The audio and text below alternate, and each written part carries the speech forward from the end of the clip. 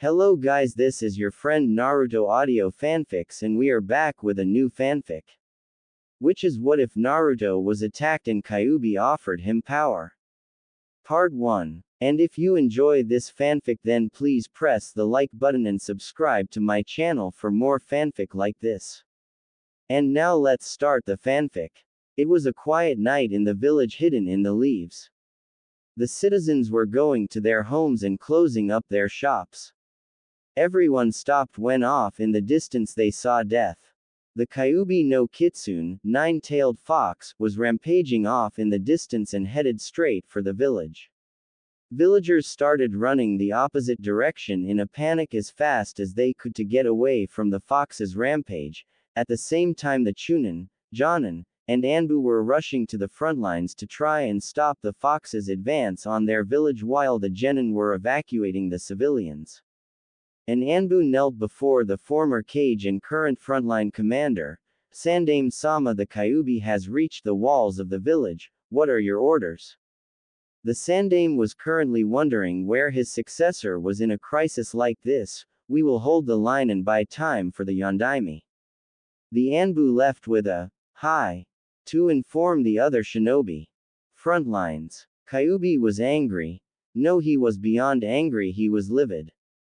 First he was being controlled by Uchiha Madara, then he is captured by the Shadaime and sealed, then when he is finally free he is once again being controlled by an Uchiha and their cursed eyes. He didn't want to attack Konoha. Hell, he wanted to get the hell away from Konoha and find somewhere to never be disturbed again, but it seemed Kami had other plans for him, which explains his current situation. He swore if he ever got out of the Uchiha's control he would destroy him the most painful way possible. Namikaze clan estate. Minato Namikaze, Yondaime Hokage of Konoha, Konoha no Kiroi Senko, Konoha's Yellow Flash, and the only shinobi to receive an SS rank bingo book entry, was currently conflicted with the situation at hand and wondered what he could do to stop the Kyuubi. Unfortunately he would always reach the same conclusion, sealing it. The question was who could he seal it into? He knew he could never ask one of his subordinates to sacrifice one of their children to become the Jinchuriki of the Kyuubi, and to make things worse his son Naruto had just been born and lost his wife after the Kyuubi had been released from her. But could he really sacrifice his son to the life of a Jinchuriki with no one to take care of him or look out for him? Yes, he would have to. He was the Hokage and the village came first. Hopefully Sarutobi-sama could protect Naruto and raise him right. He grabbed Naruto from his crib and disappeared in a yellow flash to the frontlines. Frontlines. Sarutobi didn't know what to do. Everything they threw at the Kyuubi would do nothing but anger it more. He knew that once the Kyuubi breached the walls there would be a lot more casualties. All of a sudden a large object fell from the sky and pinned the Kyuubi to the ground. When the surrounding shinobi looked closer they saw a giant dull red toad comparable in size to the Kyuubi, wearing a navy blue vest and carrying a dosu blade at his back with the Yondaime Hokage on the toad's head. "We're saved!" yelled a random shinobi. "It's Yondaime-sama!" yelled another random shinobi. Sarutobi sighed. He knew with Minato here they would have a chance at defeating the Kyuubi. Then just as soon as they arrived the Yondaime, Toad, and Kyuubi disappeared in a yellow flash. Outskirts of Konoha. Far away from the battlefield on the outskirts of Konoha stood the Kyuubi, Gamabunta, and his summoner the Yondaime Hokage. Minato turned to address Gamabunta. "Bunta, I need you to hold down the Kyuubi while I seal it." Gamabunta responded, "I'll try and hold him down as much as possible, but he is still the Kyuubi. I won't be able to hold him down for too long."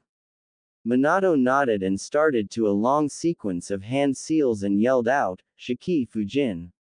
When he did, the Shinigami appeared above him and reached for the Kyuubi, who was struggling frantically to get away from the Shinigami, but was too late as the Shinigami reached inside Kyuubi and ripped out its yin chakra.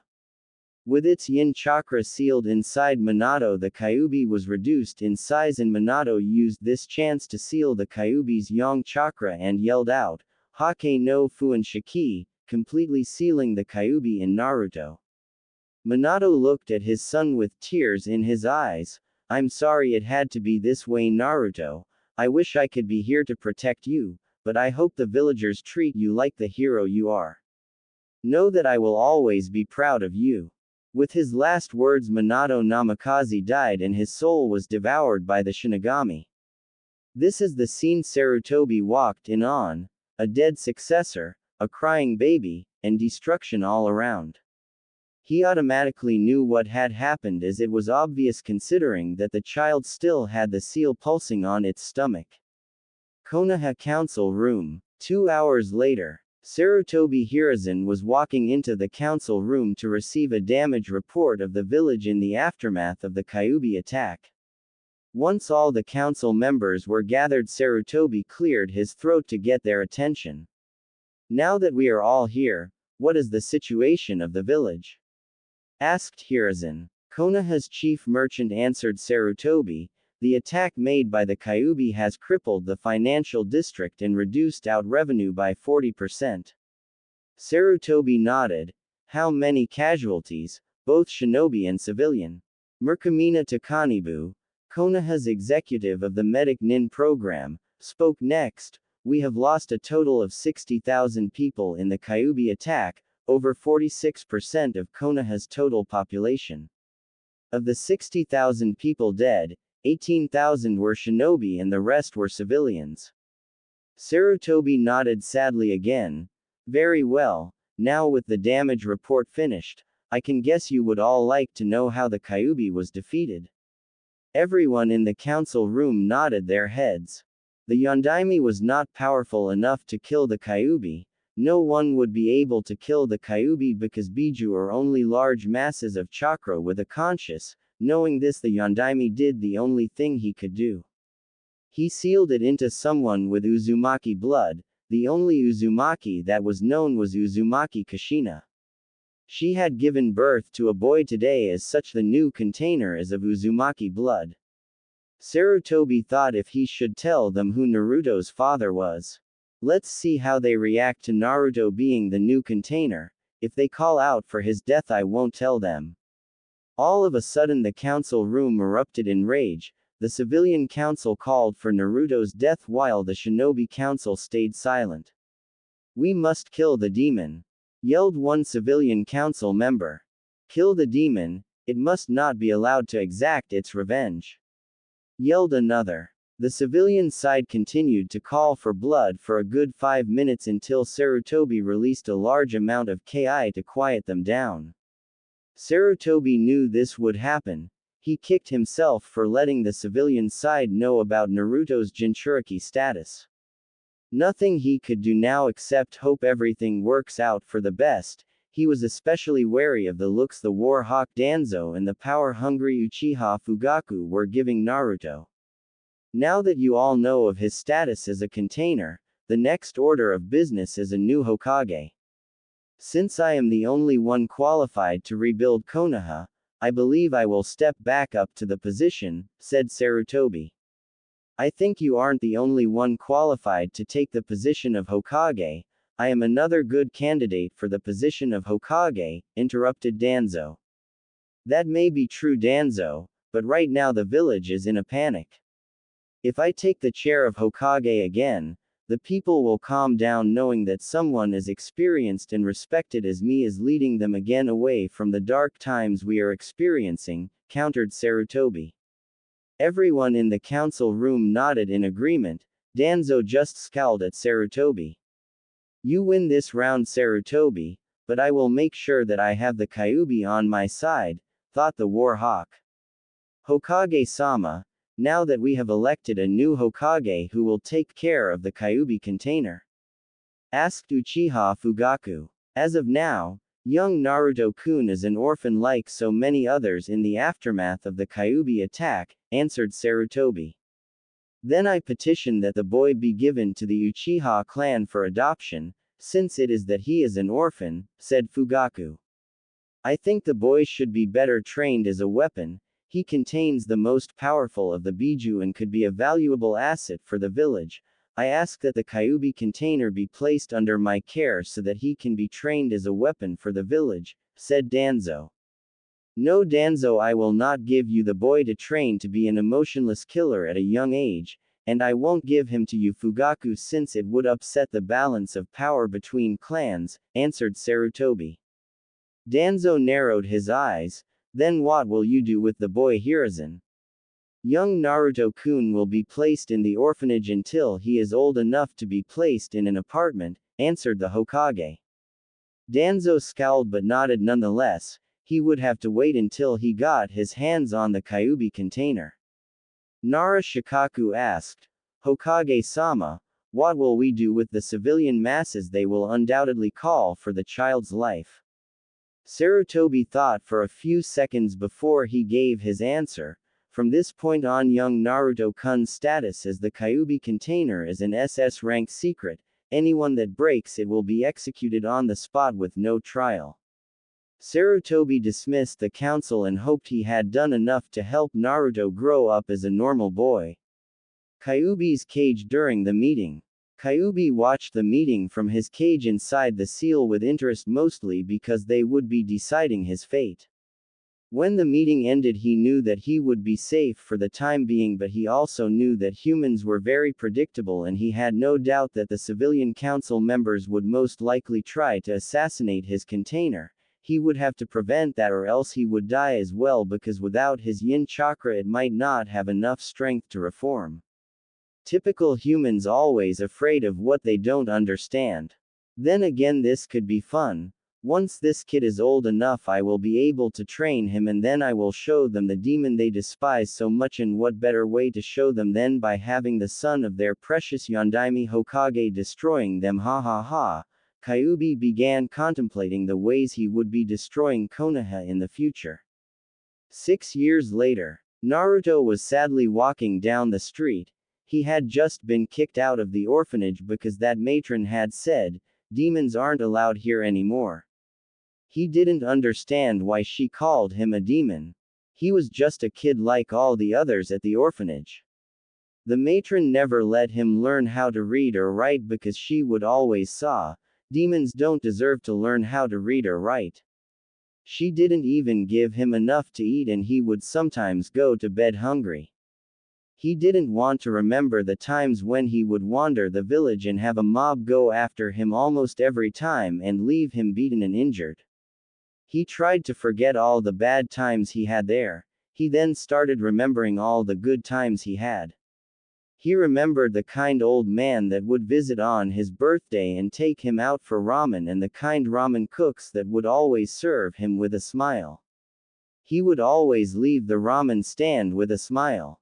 While he was reminiscing, he hadn't noticed that he stepped into the slums of the village and had a couple drunks following him.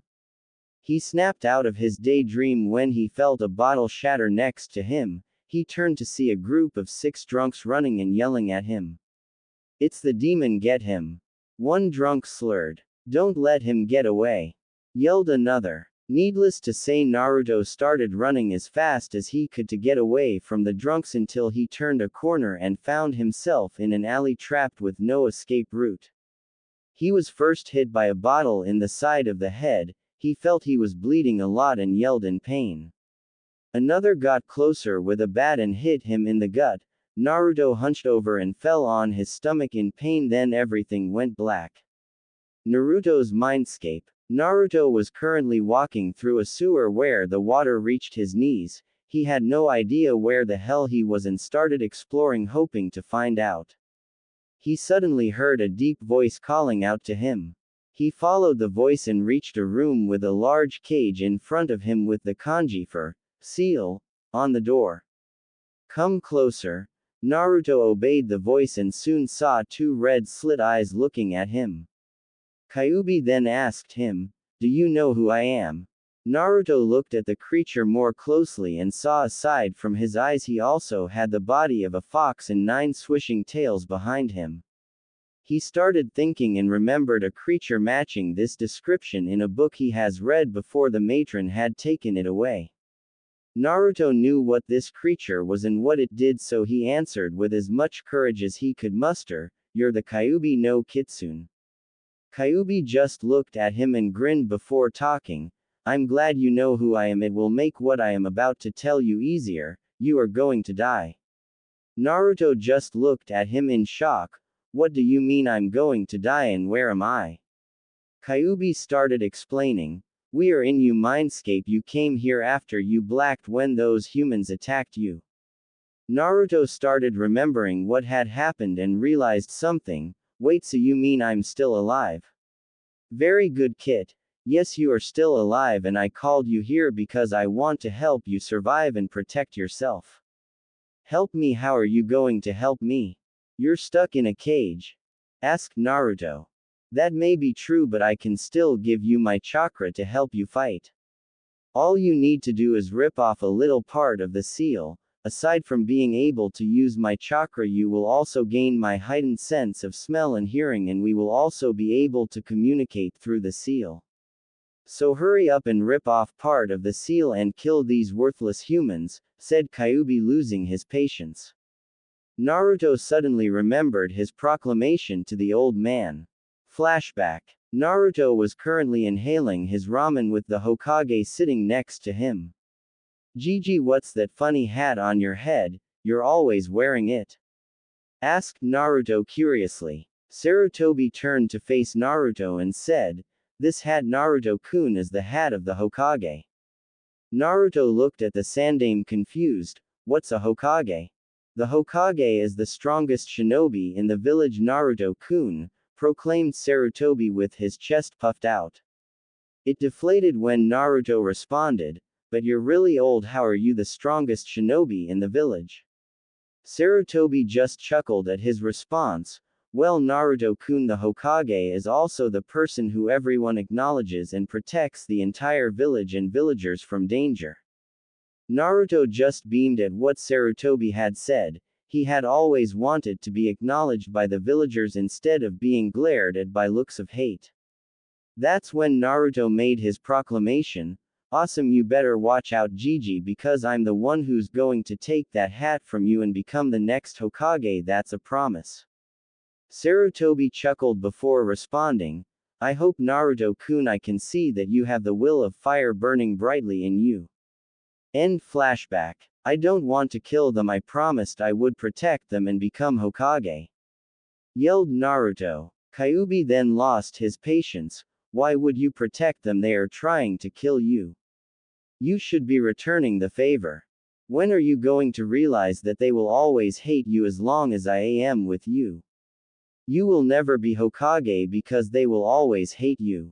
You should make them fear you, make them pay. That fool Sarutobi doesn't care about you, otherwise he would never had let these fools hurt you and despise you. Naruto just started digesting everything Kyuubi had told him and realized he was right. The villagers would always hate him and never acknowledge him because he would always be seen as the demon he imprisoned. That was when Naruto finally lost a hope and realized that only Kyuubi would be looking out for him and no one else. It was him and Kyuubi against the world. He then approached the cage and reached for the seal and ripped off a small piece. He was suddenly overcome with a feeling of immense power and bloodlust. He then noticed he was waking up. Alley. Inside the alley, the 6 drunks were currently kicking Naruto while he was unconscious. All of a sudden there was a bright red light accompanied by an immensely evil power that threw the drunks away. In the alley stood Naruto, but there were changes to his appearance, like his longer fangs, his whisker marks darkened, his hands turned into claws, and he was surrounded by a cloak of red chakra that took the form of a fox with a single tail swishing behind him. He wasted no time feeding his bloodlust and extending his hand and sending a chakra claw to grab the closest villager.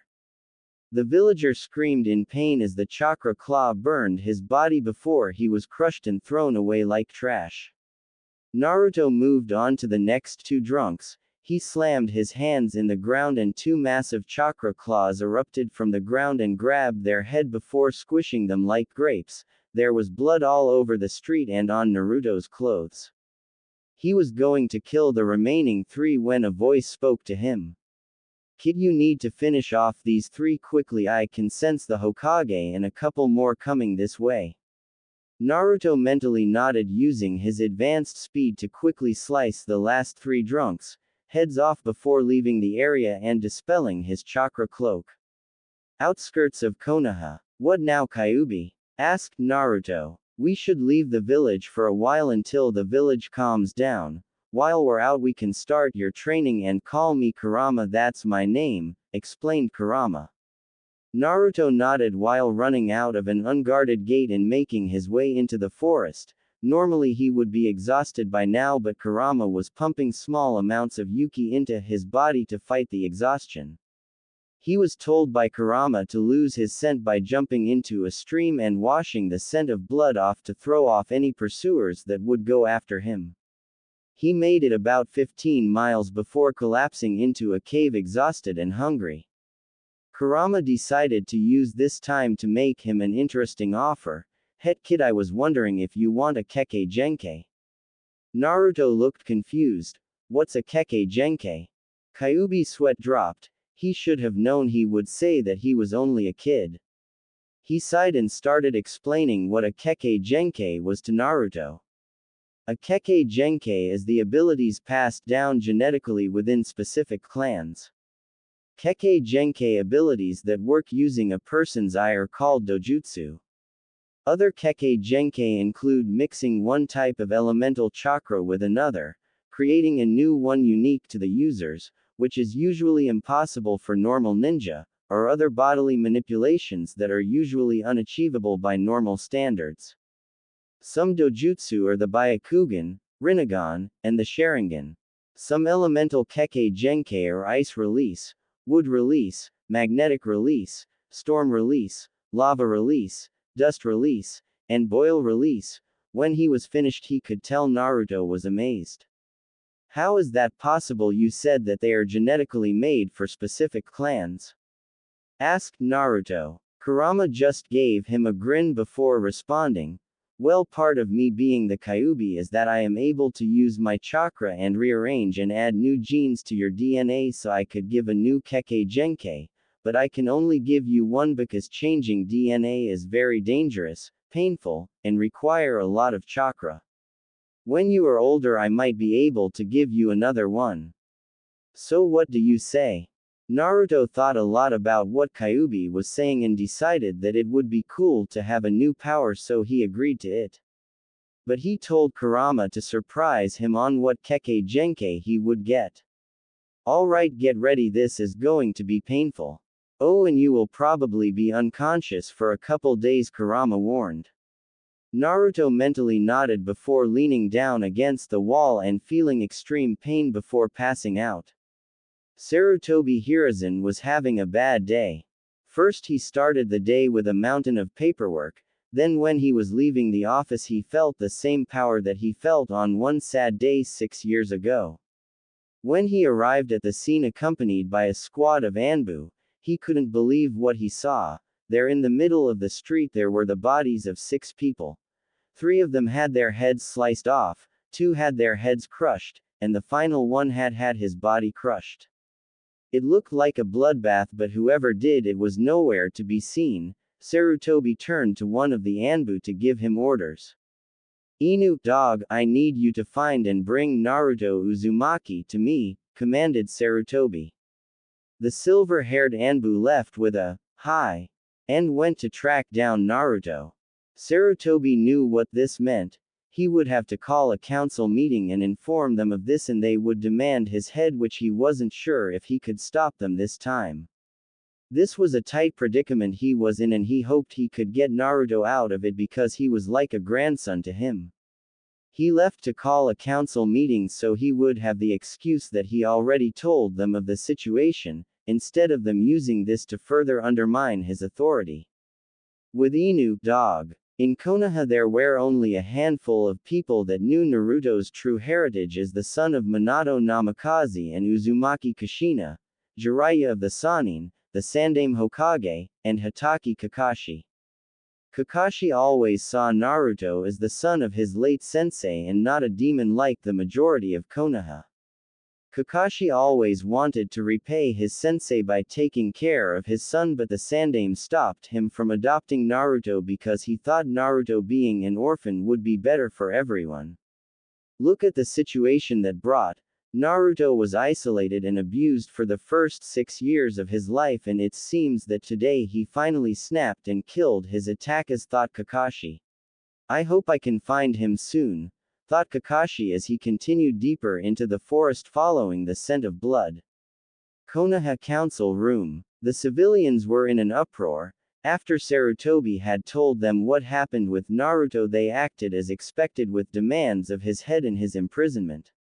The shinobi side was quiet. Danzo and Fugaku were thinking of ways to turn this in their favor, while the other clan heads were silently hoping Naruto isn't losing control. Finally, the civilians were silenced with a blast of ki from the Sandaime. We cannot jump to conclusions as an investigation is underway, and we will find out if it was murder or self-defense on young Naruto-kun's part. The civilians didn't like his response and went into an uproar again, only to be silenced once again by the Sandaime's killing intent. The room was silent for a few moments until Danzo broke it. Hiruzen, what will you do the child should he be found guilty of murder? I request that if he is guilty, he be turned over to me to be give emotional training. Sarutobi responded with a frown. No, Danzo, if he is found guilty, which I find highly unlikely, he will be given the same punishment all civilians are given. With that said, Sarutobi dismissed the council and headed to his office. Naruto's mindscape. Naruto woke up back in front of the cage that jailed Kurama. He didn't know what happened until Kurama started explaining. Don't worry, kid. You're alright, you just fell unconscious after I started rewriting your DNA. While you're here, I want you to sign this. Kurama placed a scroll with the kanji for fox on it in front of Naruto. It's the fox summoning contract so that you can call my kin to help you in battle, explained Kurama as Naruto signed the contract. Awesome, this is going to be awesome. By the way, did you decide what bloodline you are going to give me? Asked Naruto curiously. Kurama just gave him a foxy grin before answering. You know, the body of an Uzumaki is truly amazing. Any normal human would most likely be killed if I try to change their DNA. But I was able to give you 2 bloodlines before your body would start to shut down. Naruto just looked at him in disbelief. 1 bloodline would have been awesome, but 2 would just make him crazy with excitement.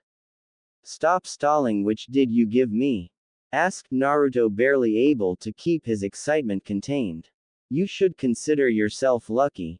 Normally I would hate these 2 bloodlines I'm giving you. But I want to see the looks on the faces of those damn villagers when you reveal the 2 bloodlines of their most prestigious clans, grinned Kurama. You mean? Naruto was interrupted by Kurama, who finally told him. That's right, I gave you the Mokuden bloodline of the Shidaime Hokage and a fully matured Sharingan, answered Kurama with a little venom in his voice when he mentioned the Uchiha clan's bloodline. Naruto was just speechless. The 2 strongest bloodlines in the world, Mokuden and the Sharingan, and he was able to use them both at the same time. He couldn't wait to wake up and start training. So how long have I been unconscious? Asked Naruto. Around 2 days. Don't worry, you should be waking up any second now, said Kurama. With that, Kurama went back to sleep and Naruto waited to wake up and train with his new powers. With Inu, dog. Kakashi had been tailing Naruto and the scent ended when they reached a river. He continued searching for 2 days only to find nothing and start heading back to Konoha to report to the Hokage. He couldn't believe how he failed. He felt he failed his sensei by not protecting his legacy. As he made his ways back to Konoha, he could only hope that Naruto would return to the village.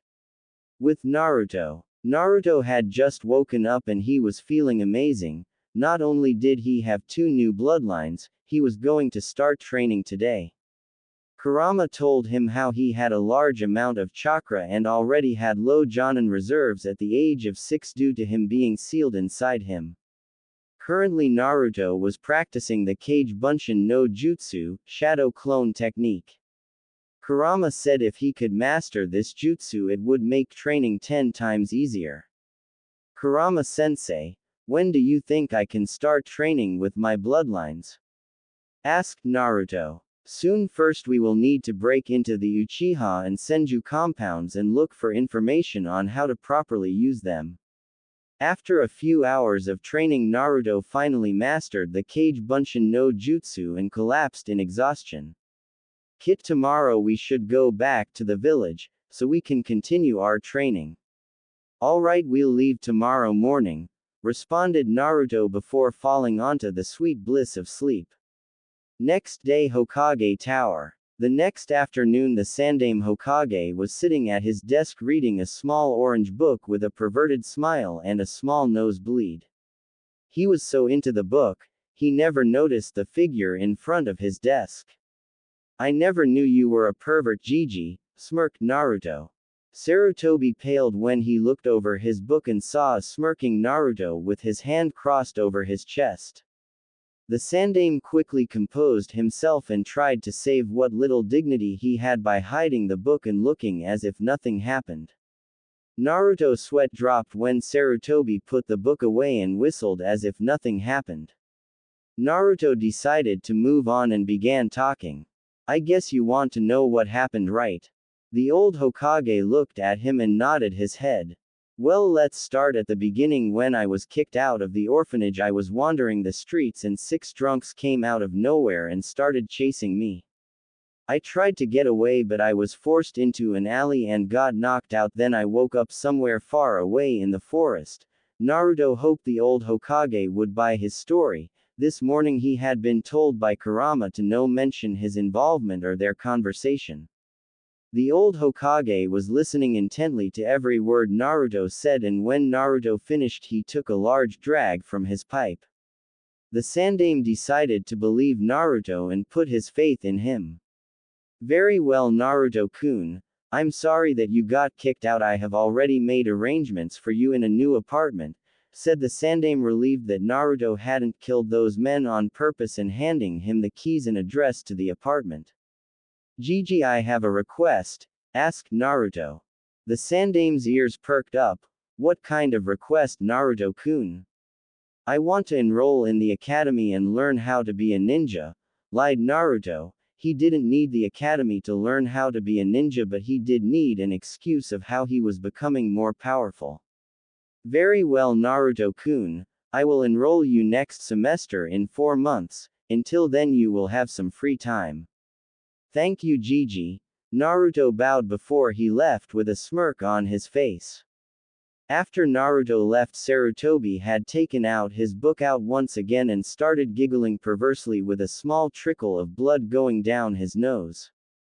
4 months later. Over the past 4 months, Naruto had used the time to train with the help Kurama and shadow clones. He had started by improving his chakra control by making dozens of clones perform the tree and water walking exercises.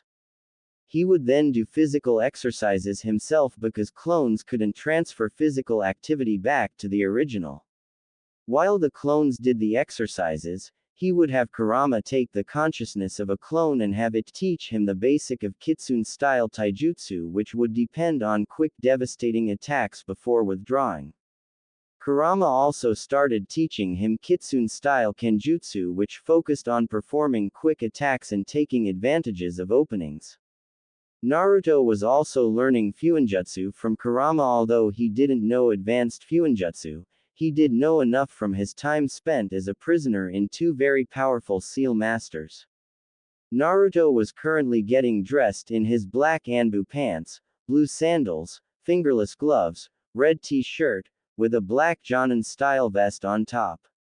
Naruto then reached for his Razorberdo, Hellraiser blade, that Kurama had given him forged by the foxes. He placed the katana inside a seal painted on his arm. He couldn't put it on his back because he didn't want people to ask questions. He also checked his other 2 seals on his left and right wrist that held shuriken and kunai respectively. If there was one thing he hated about his new change, it was that he didn't eat as much ramen as before. Kurama had told him that ramen was unhealthy and the number one reason he was so short, so he was forced to give up ramen and only allowed to eat it once a week, but that didn't mean he could eat 40 bowls once a week. Naruto finished preparing and started making his way down the street toward the academy. He ignored the glares and mutterings of the villagers.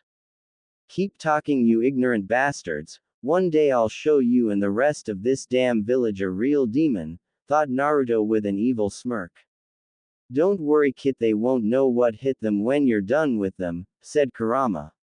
Academy classroom. As Naruto entered the class, he could see that they all stood silent when he entered the room. He just ignored them and made his way to an empty row to take a seat. After 5 minutes, a boy with a puppy on his head walked toward Naruto. He had messy brown hair, sharp black eyes with vertical slit-like pupils, pronounced canine teeth, and red fang marking on his cheeks. Everyone stopped to look at the two.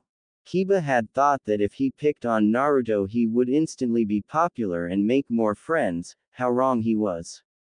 "Hey, what do you think you're doing here?" "That's my chair," said Kiba.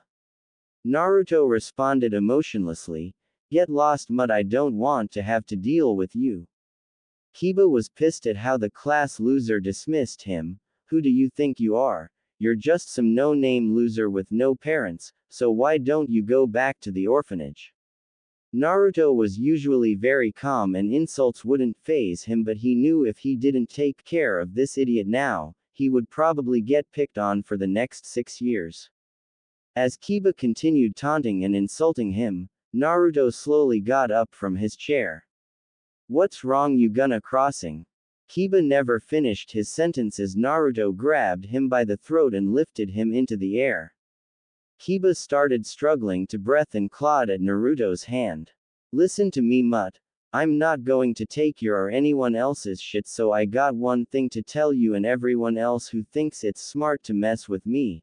Leave me alone and I'll leave you alone. If you don't, then your parents are going to find themselves attending your funeral." "You got that?" said Naruto with a large amount of Kurama's ki flooding the room. Kiba only nodded dumbly before he was released and dropped on the ground as he took deep breaths. Everyone was just silent, shaking in fear at what had happened. Everyone now knew not to mess with the blonde. Just then two Chunin entered the strangely quiet room, wondering what had happened that everyone was so quiet. They soon started the roll call and stopped at Naruto's name and looked at him. He knew they were probably haters and knew this would be a bad year. Just then one of the teachers started talking. "Good morning, students. My name is Aruka and this is Mizuki. We will be you academy teachers and use the next 6 years training you in the basics of being a ninja. Now let's start by going over what chakra is," lectured Aruka. Aruka then started lecturing, but Naruto had already nodded off and ignored them, knowing it was nothing important. At the end of the day he left the academy and headed home to make dinner. He knew it would be a long 6 years. Over the last 2 years Naruto had gone through rigorous training, mastering Kurama's Kitsune Taijutsu and Kenjutsu styles. He had also broken into the Senju clan compound and made copies of Senju Hashirama's Mokuden scrolls to learn from. He knew he couldn't steal them because they might blame him, if only from their blind hatred. He was able to infiltrate the compound only because the clan was all but extinct and had a few patrols. The Uchiha clan was another story. Naruto hadn't been able to infiltrate their compound because they had a lot of alert members patrolling from the inside. He decided he would have to wait for a while before he could infiltrate and learn more about his Sharingan. Naruto was currently in his apartment returning from training in his Mokuden bloodline. He was about to go to sleep before Kurama started talking. "Kit, do you sense that?" Naruto stopped for a minute and started using his sensory skill he gained from Kurama. "Yeah, I sense a large amount of death and the scent of blood," Naruto thought with a bloodthirsty grin. Aside from increased sensory abilities, Naruto also gained a large bloodlust from Kurama's increased chakra output. Without missing a beat, Naruto made his way toward the location that had a strong scent of blood. Uchiha clan compound. Naruto arrived at the Uchiha clan compound. He made his way inside and was shocked to see that there were dead bodies littering the streets. It looks like a massacre. I wonder who killed them, thought Naruto. Whoever it is, I want to meet them and shake their hand, said Kurama, happy that someone finally decided to destroy the cursed clan. Just then Naruto sensed that someone was nearing him and he quickly hid behind some nearby trash cans. He then saw the person was no other than Sasuke, who was looking at the dead bodies that filled the streets. Sasuke started running down the street to what looked like the clan head estate. Naruto decided to follow him. When Sasuke went inside, he could hear some voices, then a scream of pain. After 5 minutes, he saw a tall figure wearing an Anbu outfit leaving the house and Sasuke following after him.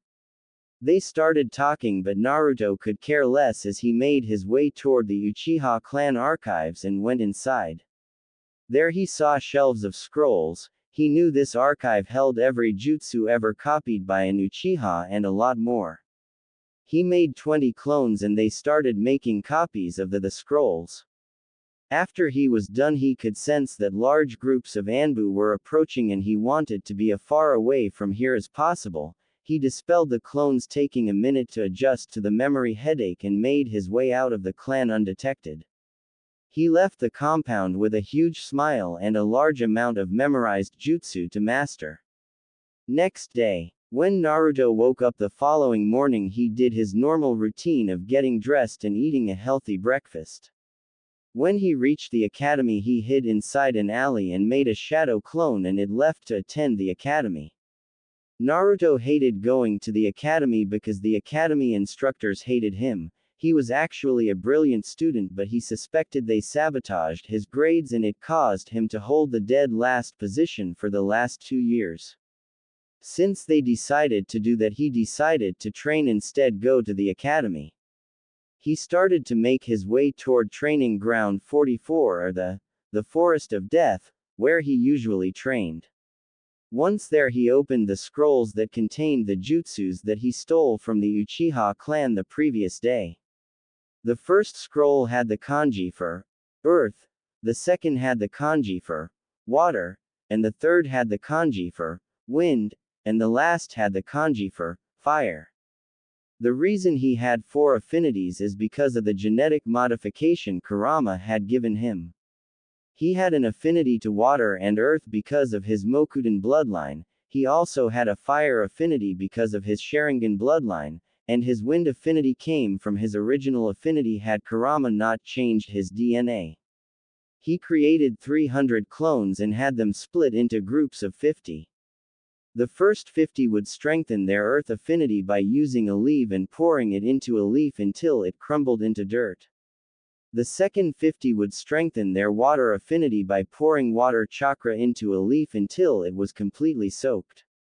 The third group of 50 would strengthen their wind affinity by cutting a leaf in half using wind chakra. The fourth group would strengthen their fire affinity by burning a leaf using fire chakra. The last 100 would do the tree climbing exercise to improve his chakra control. As he left the clones to their training, he started doing his physical exercises and his kenjutsu and taijutsu katas. Halfway through the training, he sensed a chakra signature. He ignored it, thinking it was one of the forest's many inhabitants. He wished he didn't, because the next second he found himself wrapped up by snakes. He could easily escape, but he wanted to know who was stupid enough to attack him. Relax, kid. Whoever it is, I don't sense any malicious intent in them, assured Kurama. Naruto calmed down, but once again tensed up when he felt someone press themselves against his back and hold a kunai to his cheek. Well, what do we have here? A little boy alone in this big bad forest. Tell me what brings you here, little boy, said a mysterious voice. Naruto looked back and saw light brown, pupil-less eyes, and black hair which has a blue tint to it, which was styled in a short, spiky, fan ponytail. She was wearing a tan overcoat with a purple inseam, and complete with a fitted mesh bodysuit that stretches from her neck down to her thighs. She wears a dark orange mini skirt, as well as a forehead protector, a small pendant that looks like a snake fang on a thick cord. I was training before you rudely interrupted me, Naruto responded emotionlessly. The woman only smirked. Well, aren't you the brave one, but a little boy like you shouldn't be training in this forest. Where I train is none of you concern. Now would you please get the hell off me before I get angry, responded Naruto, starting to get angry. Well, I'll tell you one thing, kid, you got balls. Besides, I'm the single Mitarashi Anko. What's you name, kid? Asked Anko as she retracted his snakes and got off Naruto. My name is Uzumaki Naruto. Now if you'll excuse me, I have to get back to training, said Naruto as he left to find a new training spot. Unfortunately, Anko had other plans and started following him and watched him as he trained. After a while, Naruto was getting annoyed that he wasn't getting any privacy. He knew if he didn't lose her he wouldn't be able to train seriously, but then he thought she might be good for something. Anko-san, would you like to have a spar?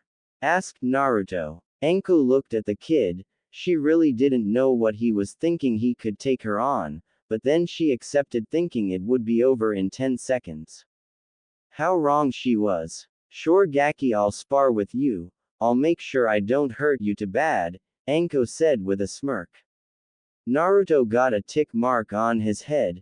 He hated being called a brat and hated being underestimated. But he knew that if she underestimated him, he could beat her. Naruto got into his stance and Anko into hers. Naruto decided to start off by using his speed and send a roundhouse kick toward her head. Fast, was all Anko thought as she ducked under the kick and sent an uppercut toward Naruto's head, which he dodged by leaning his head back. He then sent a flurry of punch which Anko had a hard time dodging because they were too fast. Anko jumped back to put some distance between them. Not bad, Gaki, but not enough to beat me, said Anko, but on the inside she was thinking how he was so fast. Naruto didn't say anything as he used his superior speed to once again get in front of her and punch her in the stomach. She dodged and fought back, but Naruto was able to easily dodge them using his speed. He then saw she had an opening and took advantage of it by hitting her with a chakra-infused punch and sending her flying toward the tree. Anko couldn't believe it. A little Gaki beat her. She thought how strong he was. He looked to only be 8 years old and he beat her. As she looked up, she saw Naruto offering her a hand up. She took it even though the only thing hurt was her pride. That was a helpful spar, Anko-san. Thank you, Naruto said with a small smile. Anko just smirked. You got lucky, Gaki. That won't happen the next time we spar. I hope not, or else you wouldn't be a very good sparring partner, responded Naruto with his own smirk. As he helped Anko, he sensed that the clone from the academy had dispelled. It's been fun, Anko-san, but I have to get going. I'll see you tomorrow. Later, Gaki. See you tomorrow, said Anko with a smile. Once he got far away enough, he created a clone and dispelled it to relay orders to the others and told them to dispel 10 at each 5-minute interval. He left the forest with a small smile, thinking he had made a friend. He only hoped she didn't get in his way when he got his revenge on the village. 4 years later, Naruto sat on his bed as he crossed off the final jutsu he had mastered. Over the last 4 years he had mastered every jutsu he stole from the Uchiha clan archives the night of the massacre. He looked at the 6 scrolls on his bed with a feeling of accomplishment as he read each. The scrolls had the kanji wind, fire, earth, water, Mokuden, and Genjutsu. Wind jutsu. Wind release stream, futon. Kamikaze, wind style. Divine wind, futon. Rinkuden, wind style. Drilling air bullet, futon. Datapa, wind style. Great breakthrough, futon. Atsugai, wind style. pressure damage, Sarashu Fu, wind slash. Fire Jutsu. Kaden. Hisekasho fire style. Burning Ash Kaden. Ruka no Jutsu fire style. Dragon Flame Jutsu Kaden. Karyudan fire style. Fire Dragon Bullet Kaden. Goryuka no Jutsu fire style. Fire Dragon Jutsu Kaden. Gokaku no Jutsu fire style. Fireball Jutsu Kaden. Hosenka no Jutsu fire style. Phoenix Flower Jutsu Kaden. Cage Bunshin fire style. Shadow Clone. Earth Jutsu. Doden. Cage Bunshin Earth style. Shadow Clone Earth release. Destructive Rising Rock Pillars. Doden.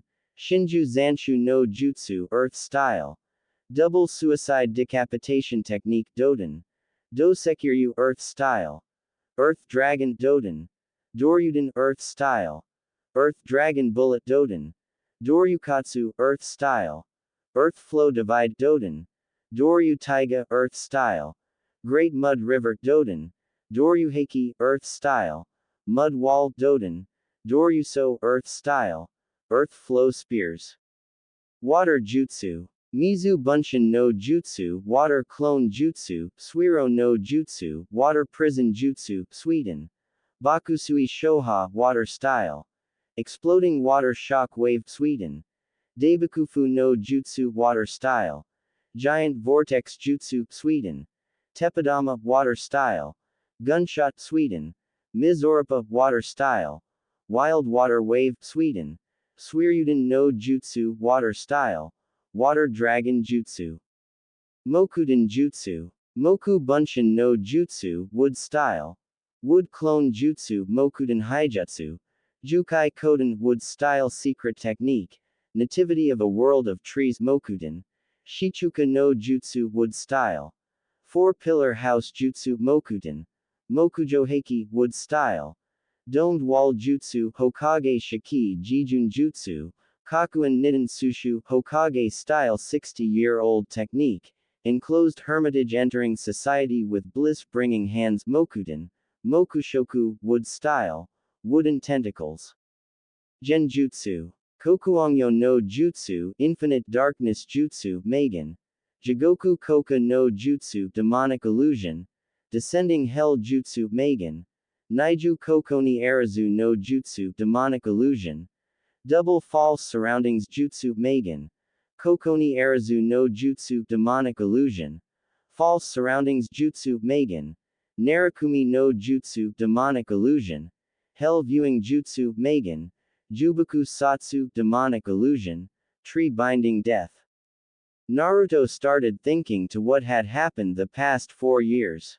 In the academy he was still the dead last, not for lack of trying, but because of the instructors' blind hatred. Tomorrow was the final exam, all he had to do was pass and he would be a genin and not have to deal with them anymore. His thoughts then shifted to Anko. Over the last 4 years they had been using the Forest of Death as their training ground and sparring. They had both helped each other become stronger. He really thought of Anko as his best friend. Then there was the council.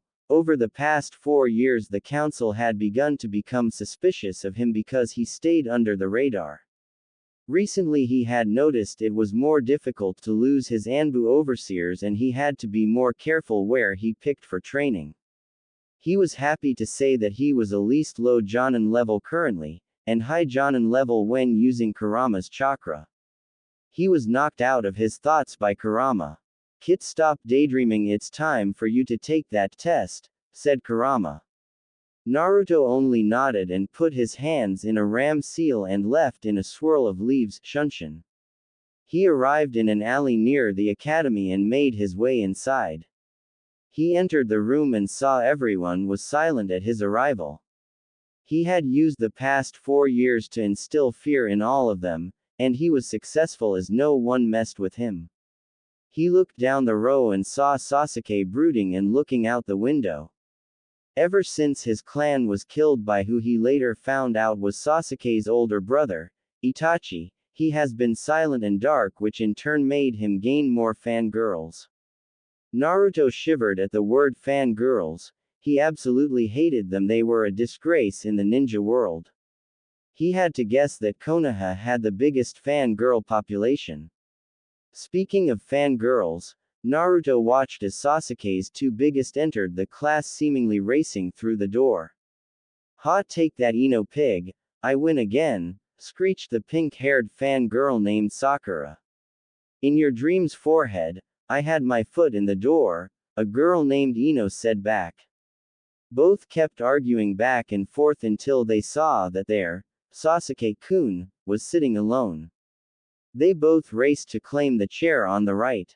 Unfortunately or fortunately, Kiba sat down next to Sasuke before they could reach. "Kiba Baka, get out of that chair so I can sit next to Sasuke-kun," screeched Sakura for everyone to hear. Kiba didn't like that he was being ordered out of his chair by some fangirl. His canine-like brain told him that they should be demanding Sasuke leave his chair so both could sit on either side of him. He wanted to be the alpha dog in the class, but saw that Sasuke was the obstacle in front of him. What does Kiba do? Kiba jumped on the desk and glared at Sasuke. Both were locked in a staring contest until someone behind Kiba accidentally bumped him and he fell forward. The class was in slow motion as Kiba's lips fell on Sasuke's. Both stayed in that position for 2 seconds before both jumped away and tried to get the taste of each other out of their mouth. As Kiba spit out the taste of Sasuke, Naruto felt the ki radiating off all the girls in class toward Kiba. Apparently they were not pleased that their Sasuke-kun's first kiss was stolen by Kiba. They all pounced on Kiba and beat the crap out of him, leaving him in a broken heap. Naruto's sweat dropped when he picked a scent of pheromones on Kiba. Apparently he was turned on when the girls all beat him. Sick. How weirder can you get? Thought Naruto. You'd be surprised, Kit. I've seen it all.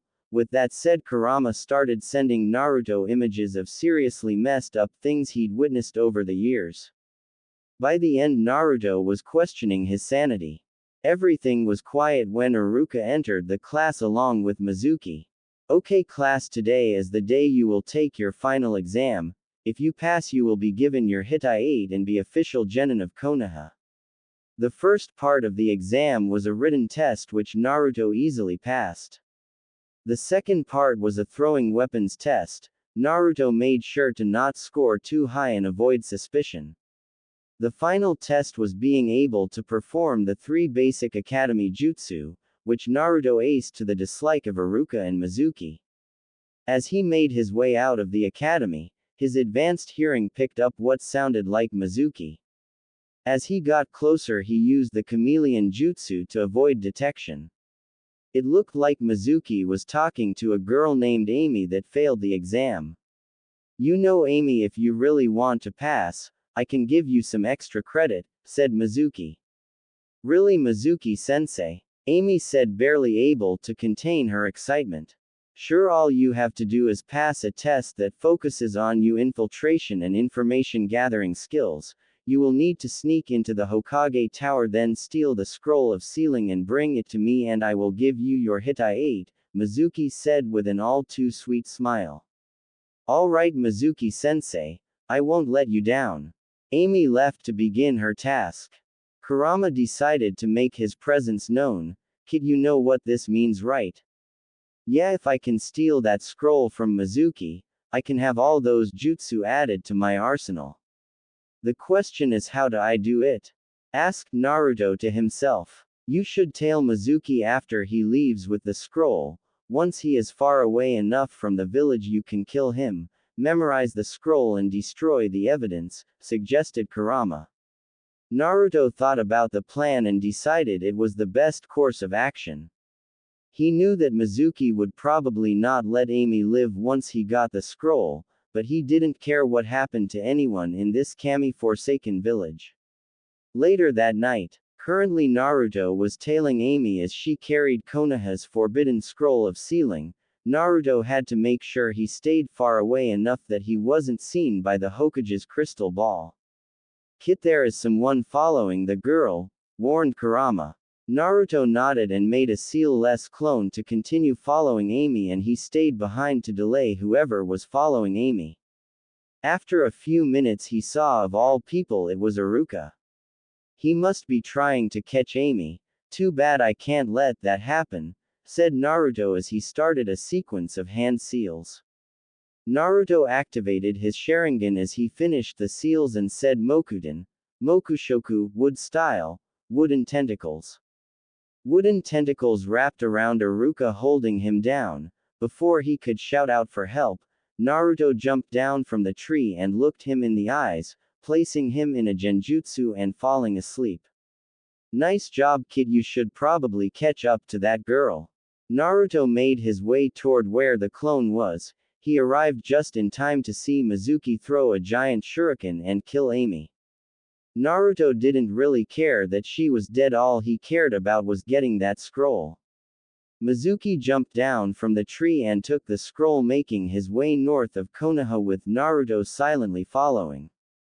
3 hours later, Mizuki and the tailing Naruto were currently crossing the border of Fire Country and Rice Country.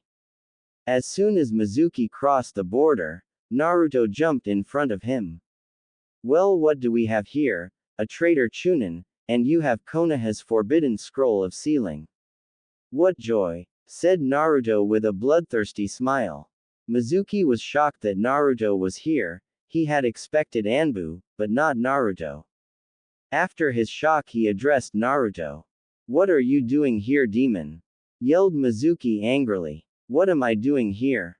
Why, I'm here to take that scroll from you, of course, answered Naruto. Mizuki laughed.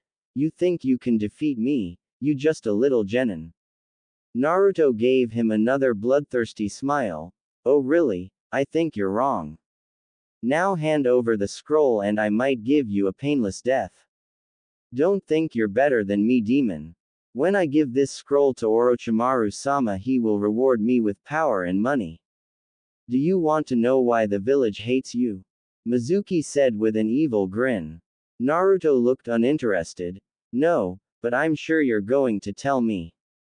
Not put off by his non-interest, it's because 12 years ago when the nine-tailed fox was defeated, the Yondaime didn't kill it, he sealed it inside you. You're the nine-tailed fox. Naruto just grinned. I know, and it's only fitting you die while I use his power. Mizuki was shocked by Naruto's response. What shocked him more was the intense evil he felt as Naruto drew on Kurama's chakra and saw how his whisker marks darkened, his hands turned into claws, his eyes became slits, his fangs lengthened, and a red chakra cloak in the shape of a fox with one tail swishing behind it developed. Mizuki was beyond scared. He was cowering in fear as he witnessed Naruto's transformation. Are you scared, Mizuki Tem? I want this to be the last thing you see before I send you to hell.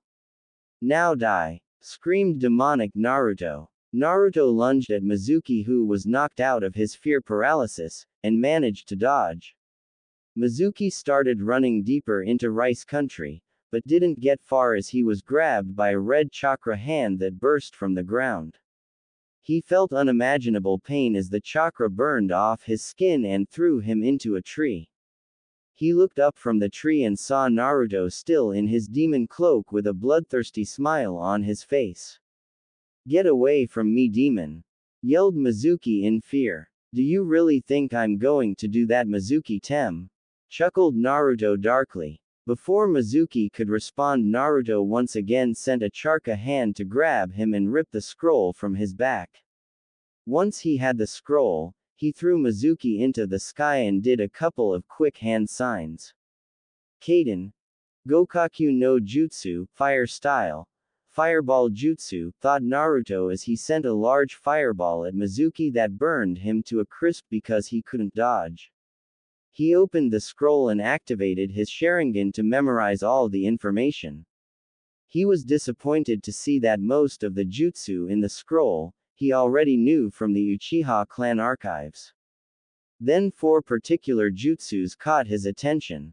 Rasengan, A-rank jutsu, personally created by the Yondaime Hokage.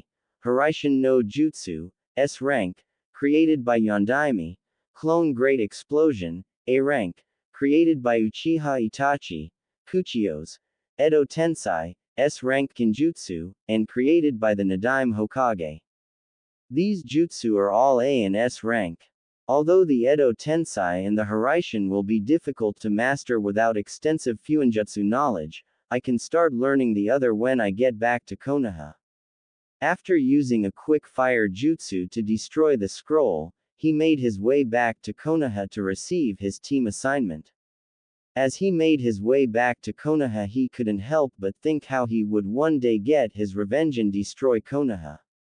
Hokage's office. Sarutobi Hiruzen was having a bad day, having to deal with paperwork and a paranoid council who were suspicious of Naruto because he hadn't been causing problems.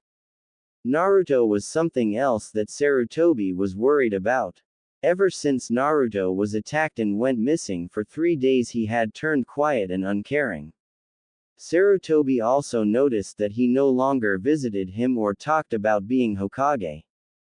The Sandaime wondered if Naruto hated the village. He crushed that thought. Naruto would always love the village. That's what he kept telling himself despite the truth being far from his hope. Another thing that bothered him was that Mizuki had stolen the forbidden scroll of sealing and had escaped the land of fire. He only hoped that the scroll didn't fall into the wrong hands. How wrong he was. Academy. Naruto reached the academy just in time. He was beyond tired. He had spent the entire night traveling back to the village in order to be here for team assignments. As Iruka entered the class, he could see that he was none the wiser. He made sure that when he placed Iruka under the genjutsu that he forgot everything that had happened. The only way he would be able to remember would be to have a Yamanaka unlock the memory, but he doubted Iruka would let that happen. Alright class 1, I'm happy to say that everyone here passed and I'm proud to say that we are no longer teacher and student but comrades in arms. Iruka smiled but frowned when he saw Naruto. Comrade in arms? Yeah right. Naruto scoffed. Alright, I will now start announcing teams, announced Iruka. Team 1 will be made up of. Naruto started ignoring Iruka since he didn't care. He looked around the room to see who had graduated. Nara Shikamaru, heir to the Nara clan and major slacker. Akamichi Choji, heir to the Akamichi clan and Shikamaru's best friend. Inuzuka Kiba, heir to the Inuzuka and a loud mouth. Hyuga Hinata, heiress to the Hyuga clan and a total coward. How she will be a clan head is beyond me, thought Naruto as he continued surveying the class. Yamanaka Ino, heiress to the Yamanaka clan, Sasuke self-proclaimed, love, and second in command of the Sasuke fan club. Aburame Shino, heir to the Aburame clan and a very isolated person much like himself. Haruno Sakura, a nameless civilian playing ninja, one of the most annoying person in class next to Kiba, and whose mother has a position on the council. Speaking of Sakura's mother, I have to make sure I have my revenge on her before I leave this Kami-forsaken village once and for all. Last but no least, the class emo impossible, Uchiha Sasuke. As much as he and Kurama hated the Uchiha, Naruto could make use of him if he could find something to use against him. He would have to sneak into the Hokage Tower and look for information. There were other students but most were no-name orphans with any clan or power. Team 7 will be made up of Haruno Sakura, Uchiha Sasuke. Sakura jumped from her chair cheering, and Uzumaki Naruto, your Jonin sensei, will be Hatake Kakashi. Sakura sat down in disappointment. Naruto was slightly smiling. With the Uchiha on his team he would be able to find ways to manipulate him. Team 8 will be made up of Inuzuka Kiba, Hyuga Hinata, and Aburame Shino. Your Jonin sensei will be Yuhi Kurenai. Team 9 is still in circulation, so Team 10 will be made up of Nara Shikamaru, Yamanaka Ino, and Akamichi Choji. Your Jonin sensei will be Sarutobi Asuma. Once Iruka finished, he told them they could leave for lunch. Naruto decided to go to the Hokage Tower and look up that information since he knew security would be light due to the all-day monthly meeting. Hokage Tower. Naruto entered the archive room and created shadow clones to start searching through the filing cabinets. After a half hour of searching, he decided to search in the Hokage's office instead. He entered and started the something. After 5 minutes of searching, he found a cabinet, but it was locked with a seal on it. He channeled enough of Kurama's chakra to break the seal, but not enough to be detected by the Anbu guards. Inside he found 2 files that made his eyes widen to the size of dinner plates. The first was an secret Anbu mission file. Inside was a mission accepted by Uchiha Itachi. The objective: exterminate the Uchiha clan for planning a coup against the Hokage. At the bottom of the page was the signature of the Sandaime Hokage and his 3 advisors, Mitokado Homura, Udatane Kaharu, and Shimura Danzo. He knew with this he could easily manipulate Sasuke to destroy Konoha. In a Megakure, Hidden Rain, a masked stranger sneezed as he thought of ways to manipulate Uchiha Sasuke to do his bidding. The second file Naruto read was the most surprising. It was a top-secret file on his heritage. Inside the file it named his mother and father. His mother was Uzumaki Kushina, heiress of the Uzumaki clan and last known Uzumaki. His father was Namikaze Minato, Yondaime Hokage and clan head of Konoha's richest clan.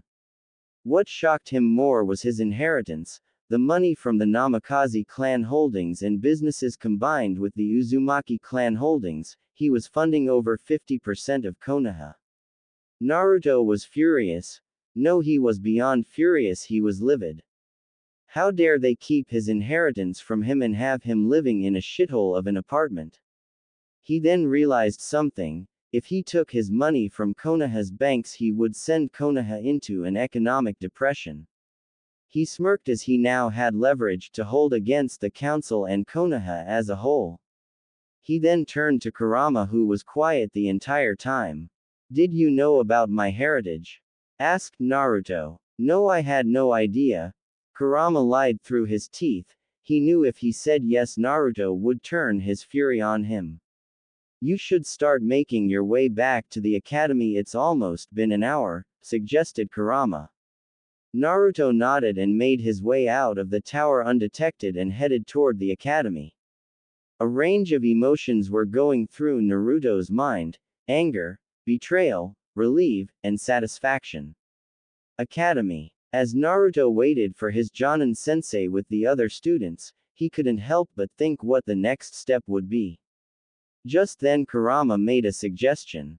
"I have an idea, Kit. Since sooner or later you're going to leave this village and all that money could come in handy. I suggest you confront the old monkey and tell his you know about you parents and inheritance. You should demand your inheritance. He will probably call a council meeting, and when they refuse you can threaten them with going to the fire daimyo, who will probably be in your favor. Either way you get your money and Konoha gets screwed. You know, Kurama, that's a genius plan. I could kiss you," thought Naruto excitingly. Kurama's sweat dropped. "I think I'll pass." As Naruto came out of his thoughts, he saw that the only ones still in the class were him and his team. He was wondering where his Jonin sensei could be. With Kakashi. As Kakashi looked at the memorial stone, he couldn't help but feel annoyed and happy at the same time. He was happy because he would have his sensei's legacy, Naruto, on his team. He was annoyed because yesterday the council had demanded he teach the last Uchiha, their logic being he would be able to apprentice Sasuke and teach him all his techniques.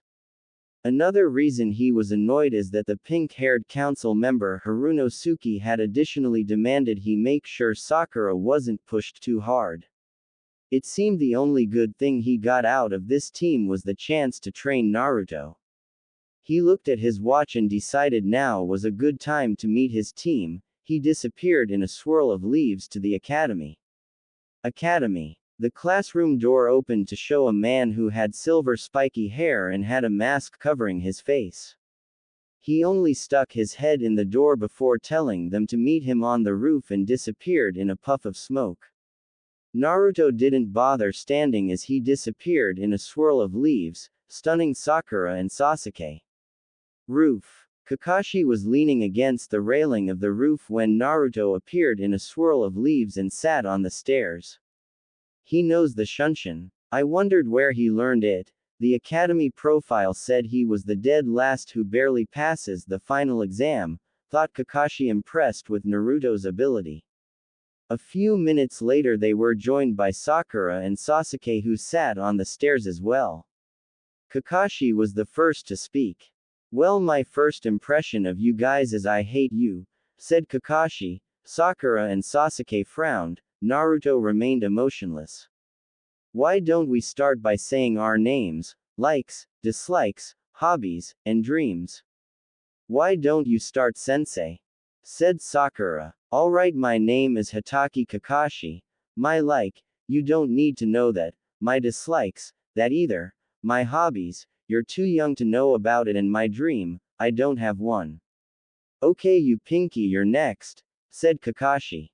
Sakura was annoyed at her nickname but obeyed. "My name is Haruno Sakura. My like are," she looked at Sasuke and blushed.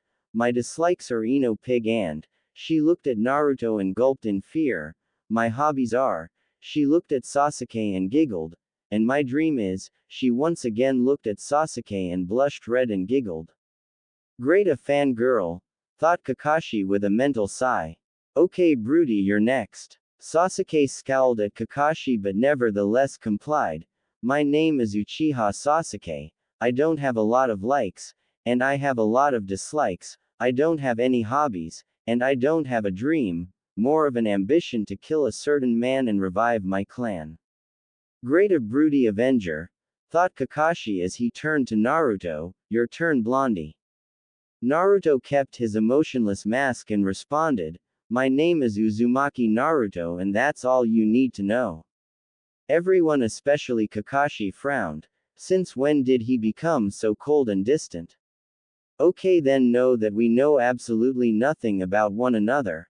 I should tell you to meet me at Training Ground 7 for the Genin exam, and a word of advice: don't eat breakfast, you'll just throw it up." With that said, Kakashi disappeared in a puff of smoke before they could ask any questions. They all went their separate ways. Sasuke went to go train as Sakura hounded him for a date, and Naruto left to go confront the Hokage. Hokage Tower. Sarutobi was having a good day. He was sitting back and enjoying his little red book because he had finished his paperwork.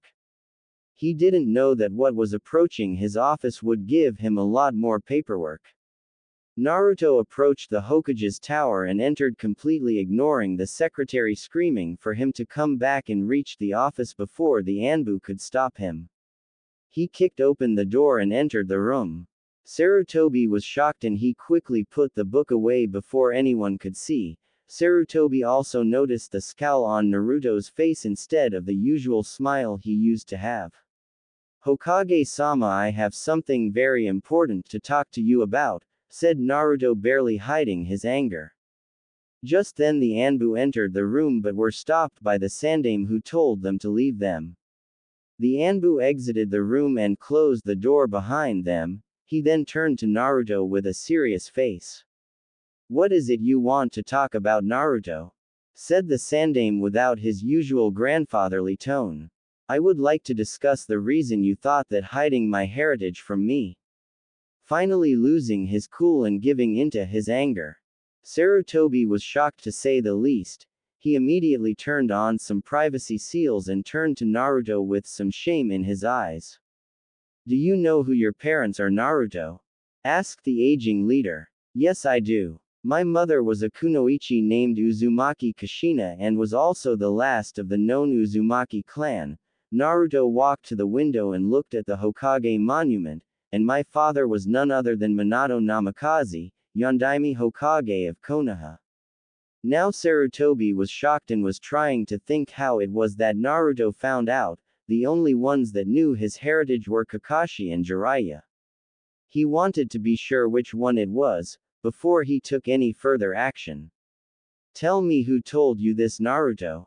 The only person who seemed to care about me. Sarutobi thought he was talking about Kakashi before Naruto continued. He has been with me my entire life and has been the only one there for me when I was alone. Sarutobi was confused as to who Naruto was talking about. Naruto saw his confusion and decided to explain further. His name is Kurama, or as you would better know him, Kyuubi, Naruto said calmly with no emotion. Sarutobi dropped his pipe when he mentioned Kyuubi, thinking that the fox was influencing Naruto. Naruto, you cannot trust the fox, he will only use you and discard of you when you are of no use to him, Sarutobi said with a sort of pleading to get his point across. The fox is evil and you must never trust it.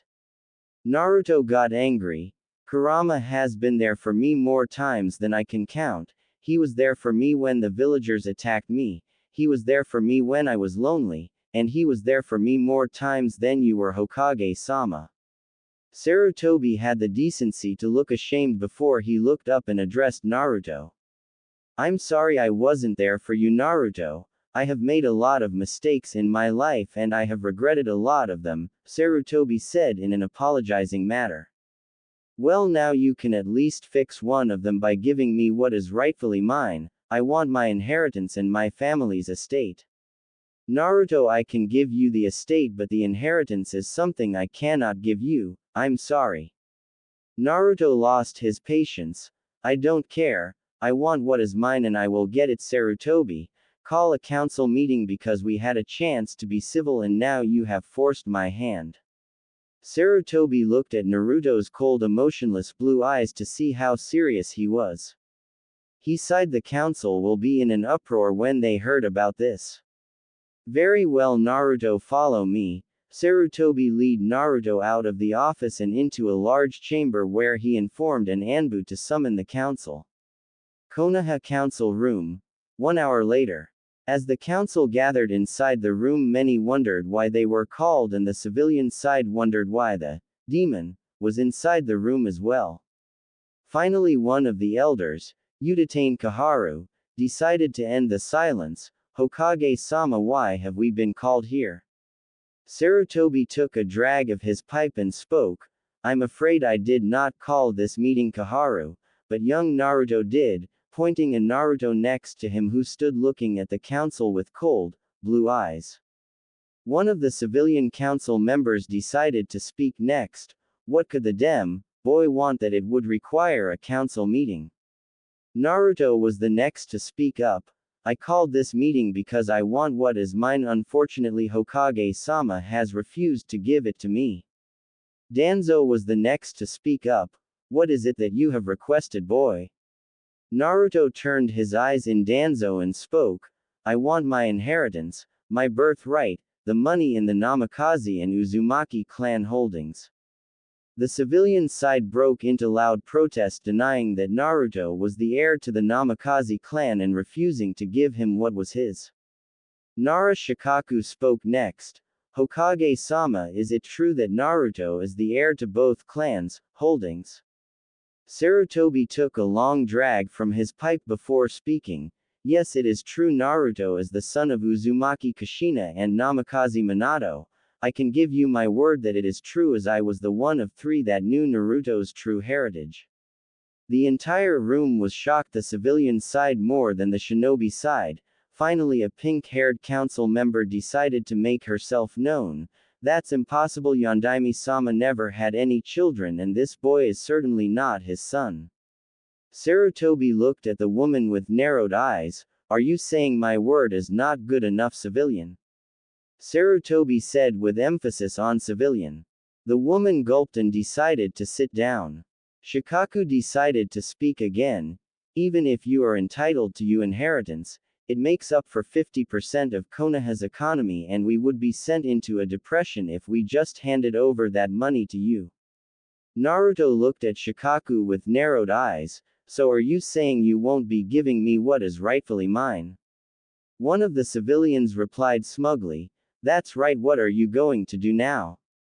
Naruto just gave a small chuckle that confused everyone. The chuckle then turned into fun-blown laughter. Ha ha ha, good, then that means I can do this, said Naruto with a sadistic grin. He started doing hand seals, which caused everyone to tense only to see his slam his hand on the ground and reveal a small fox. Hello Hideki, I assume you have the response from the fire daimyo? Asked Naruto. The fox named Hideki nodded. Of course Naruto-sama, he had given me this for you to present to the council. The fox handed Naruto before saying farewell and dispelling. Everyone was shocked to say the least, the shinobi side because they had never seen a fox summons and the civilian side because they heard that Naruto had received a letter from the fire daimyo. Naruto read the scroll before smiling and handing it to Sarutobi, who paled upon reading it. Finally losing patience, a civilian merchant spoke up. What does it say, Hokage-sama? Sarutobi sighed. This document states that Uzumaki Naruto is to be given his full inheritance and is to be paid restitutions for his past attacks. If these are not met, the daimyo will pull his funding from Konoha until they are. It even contains the official seal and signature of the fire daimyo. Everyone paled. Not only had Naruto managed to win his inheritance, he now had leverage over the village should they not pay in full. The civilian side erupted in protest, refusing to pay, while the shinobi side sighed in defeat as they couldn't deny an order from the daimyo. Sarutobi silenced the civilian side and turned to Naruto. Very well Naruto, you win, come to my office and you can sign the paperwork. The civilians were about to argue, but some quick key from Sarutobi shut them up. The Sandaime dismissed the council and led Naruto to his office. Once inside the office, Sarutobi walked up to the picture of the Yondaime and removed it, revealing a safe. Sarutobi opened it and took out 3 scrolls and a key. He handed them to Naruto before he sat down at his desk exhausted. Naruto looked at the scroll and the key, then heard Sarutobi speak. Those are the scrolls your father left you before he died. One is a letter from him, another is his 2 most famous jutsu, and the last is a sum of money. The key opens the Namikaze estate. Sarutobi handed Naruto a map so he would know where it was. The amount of money that both the Uzumaki and Namikaze clan has invested in Konoha banks amounts to 700 million ryo. Konoha can pay you 500 million, while the 200 million you will receive from percentages from completed missions. Naruto only nodded as he turned to leave, but stopped when Sarutobi spoke up. What happened to you, Naruto? What happened to the boy that wanted to be Hokage and be acknowledged by the villagers? Naruto just looked at his with cold eyes and spoke, that Naruto died when the villagers tried to kill him, and now they will pay for their crimes. Without another word, Naruto left in a swirl of leaves. Sarutobi looked at the picture of Minato. I'm sorry Minato, I failed you. Sarutobi put his head down in shame before starting the paperwork. With Naruto reappeared in his apartment and started packing what little belongings he had. After packing, he made his way to his new home. As he walked through the streets, he ignored the usual glares and whispers. Naruto only smirked at them as he walked into the upper districts of Konoha. He could sense that there were people following him, but he wanted them to see how he walked into their beloved Yondaime's estate. He stood in front of the Namikaze estate and noticed the blood seal on the gate. He cut his thumb and smeared blood on the seal. He waited a few seconds before the gate opened and he entered the compound. He looked at the house in admiration. It was a 2-story European-style house. It had a large front yard, and the backyard looked like a large training ground. He used the key Sarutobi had given him and opened the door. Inside the house he couldn't help but be impressed at all the expensive appliances and furniture. He made his way to the 2nd floor. He found 6 doors. 3 doors were master bedrooms, 2 doors was a very large bedroom, and the final room was a large library, study that contained very large amounts of scrolls and books. He took one of the books from a shelf and saw it was a book on advanced sealing techniques. With all these books I can probably become a seal master before I leave Konoha. These books will also help me complete the Hiraishin no Jutsu and the Edo Tensei so I can use them with no problem, thought Naruto. Before leaving the study to look at the basement, he created 30 shadow clones. Okay, here's what I want you to do. 10 will study advanced Fuinjutsu, 10 will research to complete the Hiraishin, and 10 will research to complete the Edo Tensei. With his orders given, the clones left to do their work and Naruto continued to the basement. As he reached the basement, he saw that there was a heavy metal door with a blood seal. He spread blood on the seal and watched as the seal glowed and opened, revealing a large armory. He looked at the katanas and tantos hanging on the walls. He also saw crates on the other side of the room, kunai, shuriken, explosive tags, containers of soldier pills and blood pills, flash and smoke bombs, and Hiraishin 3-prong kunai. This room had enough weapons to supply a civil war, but Naruto didn't look a gift horse in the mouth since these supplies will be useful for the destruction of the leaf. Well, it's getting late and I should probably get some sleep for tomorrow's test. Naruto went upstairs and randomly chose one of the bedrooms to sleep in, at least while he was still in the village. Next day, Training Ground 7. Sakura and Sasuke waited at Training Ground 7 for their sensei and blonde teammate. Naruto showed up wearing his black Anbu pants, red t-shirt, fingerless gloves with metal plates, dark blue sandals, and hid black and red camouflaged vest. He walked toward them eating an apple, looking at them with an emotionless face. "You're late," screeched Sakura. Naruto ignored her as he sat down and took out a book on advanced sealing. Sakura saw that he was ignoring her. Her violent temper got the better of her rational fear and she lunged at Naruto, ready to punch him. Naruto saw this and dodged the punch, unsealed his sword, and put the sword at Sakura's throat. Naruto looked at Sakura with cold eyes, ready to kill. "What do you think you were trying to do, Haruno?" Sakura only gulped in fear as the realization of what she did set in. "I'm sorry, I won't do it again," she said in fear of losing her life. Naruto didn't bother to acknowledge her apology. He resealed his sword and returned to his book. Sasuke watched the situation with interest. How could the dead last be so skilled? Sasuke had to admit that Sakura was weak, but Naruto showed skill that wouldn't belong to the dead last. 2 hours passed and there was a large puff of smoke, which revealed Kakashi holding a clock and 2 bentos. For those that don't know what a bento is, it's basically a lunchbox. "Yo!" greeted Kakashi with an eye smile. Sakura only screeched, "You're late." While Sasuke looked at him annoyed and Naruto kept reading his book. "Sorry, I got lost on the road to life," he lied. Everyone, even Naruto, sweat dropped at his horrible excuse. He went over to the 3 wooden posts and placed the bentos and a clock on them. He then turned to address the genin and took out 2 bells. "Okay, children, your objective to pass the test will be to take these bells from me," said Kakashi, holding up 2 bells. "But sensei, there are only 2 bells and there are 3 of us," asked Sakura. "Very good, Sakura. The reason for that is that whoever doesn't have a bell will be sent back to the academy. Also, if you can't get them before the timer runs out, you will be tied to a post while I eat lunch." At the mention of lunch, 2 stomachs growled. "Make sure you come after me with intent to kill or you won't get the bells." Kakashi readied the timer before yelling, "Go." Everyone hid and began planning their next move. "It doesn't make sense," he said. "Only 2 of us will pass, but I have never heard of a 3-man squad." "Wait a minute, of course I see the game you're playing, Kakashi," thought Naruto with a grin as he figured out the true meaning of the test. Naruto began preparing accordingly and made some seal-less shadow clones to begin setting the trap. He grinned as he remembered that Kakashi said to come with the intent to kill.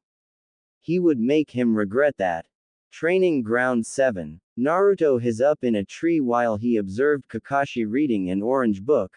he used his senses to locate Sasuke and Sakura. He sensed that Sasuke was up a tree and Sakura was hiding in the bushes.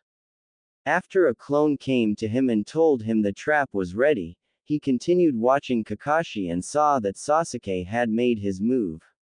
Sasuke ran toward Kakashi and started using taijutsu.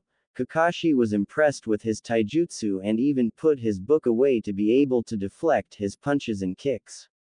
Sasuke sent a roundhouse kick at Kakashi's head, which he grabbed.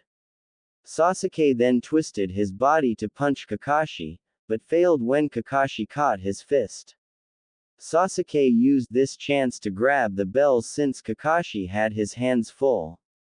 The Jonin felt Sasuke touch the bells and immediately pushed him away. Sasuke landed on his feet and started a series of hand signs. Fire style. Fireball jutsu, Sasuke mentally yelled.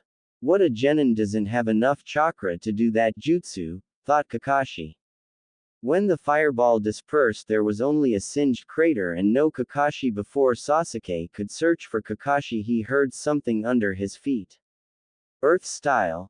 Double suicide decapitation technique, a hand shot from the ground and grabbed Sasuke's foot. It dragged him down into the earth until nothing was left but a head. Kakashi appeared in front of Sasuke with an eye smile. Not bad for a genin, your taijutsu could use a little work. Get me out of here, yelled Sasuke in anger. No, I don't think so, Kakashi said with an eye smile and walked away. Kakashi hid in the trees as he looked down on Sakura, not sensing someone was watching him. She seemed to be frantically looking for Sasuke. Kakashi decided to cast a genjutsu on Sakura to see how she would react. The result was pathetic. Sakura was walking through the wood as she heard a rustle in the bushes and took out a kunai. Who's there? Sakura said in fear. Sasuke stumbled through the bushes. Sakura gave a sigh of relief until he saw the state he was in. Sasuke was covered on cuts and was bleeding profusely. Sakura, help me, Sasuke pleaded weakly. Sakura could only let out a scream before she fainted. Kakashi looked at her unconscious body with a sweat drop. This is the kunoichi of the year. The academy standards have really gone down, whispered Kakashi. Kakashi was about to move on to Naruto until he heard a voice, wind style, drilling air bullet. A bullet of air caught him off guard and pushed him into the clearing. He recovered and 10 Naruto clones surrounded him. 6 clones engaged him in taijutsu. He had a difficult time dealing with Naruto's unknown type of taijutsu, but his years of experience allowed him to stay one step ahead. After dispelling all the clones he noticed the 4 clones were finishing up hand signs. Fire style. Fire dragon jutsu, yelled all the clones simultaneously. Kakashi's eye widened when he saw 4 fire dragons coming from all sides. He quickly used a kawarimi substitution to replace himself with a log. Kakashi was immediately on guard, hiding in the trees. On the other side of the clearing stood a wide-eyed Sakura and a jealous Sasuke.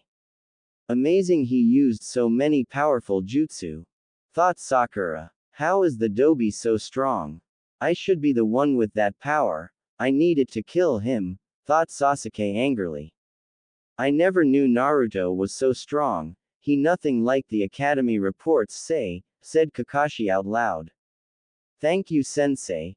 Kakashi heard a voice behind him. He quickly jumped away as a katana sliced through the branch he was standing on. Kakashi saw Naruto's emotionless face as they both landed in the clearing. Kakashi took out a kunai and stood in a defensive stance, while Naruto stood in an offensive stance with his katana. Both stood in the clearing. Naruto took the first move and swung his sword at Kakashi, who dodged. Naruto twisted his body to try and behead Kakashi, who used the kunai to block. Both stood trying to overpower the other with their respective weapon. Not bad, Naruto, you're very skilled, praised Kakashi.